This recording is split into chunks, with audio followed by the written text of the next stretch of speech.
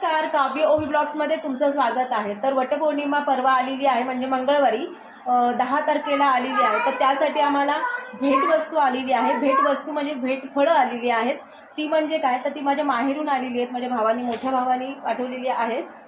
तर तुम्हाला आज दाखवणार आहेत कोणती तुम्हाला फळं पाठवलेली आहेत वटपौर्णिमेसाठी। तर आमच्या माहेरी आहे बाग, त्या बागामधलं हे आहेत। तसंच म्हणजे छोटा भाऊ आहे, म्हणजे वहिनी आहे, ती सुद्धा पाठवते आणि आता ह्या मोठ्या भावानी सुद्धा पाठवलेलं आहे। तर तुम्हाला आज ते फळं दाखवते।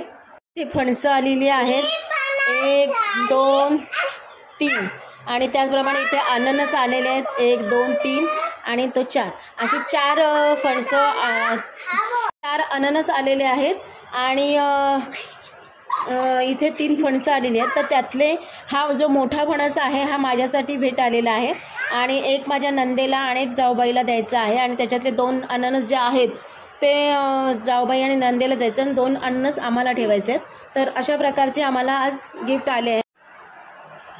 अननस फणस तुम्हाला दिसत आहे ओवीने आणि काव्याने पकडलेले, तर मस्तपैकी अशी फणसाचा वास सुटलेला आहे, त्याचप्रमाणे अननसचा सुद्धा वास सुटलेला आहे। प्रकारची भेट आलेली आहे।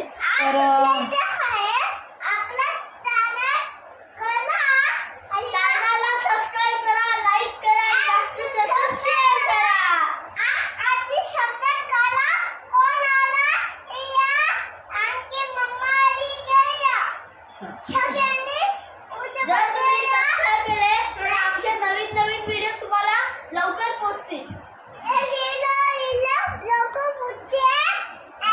झालं तुमचं, मला बोलू दे।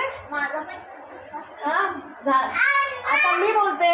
तर आता अशा प्रकारची गिफ्ट भेट आलेली आहे, वस्तू भेट फळं आलेली आहेत। आता अजून पण म्हणजे छोट्या भावाकडनं सुद्धा आमच्या फणस किंवा आता मागे आंबे वगैरे आले होते, तर आंब्यांचा सीझन आता कमी झाला। यंदा काय झालं, आंबे खूप आले होते पण ते पण पाऊस अचानक पडल्यामुळे आंबे गेलेले आहेत।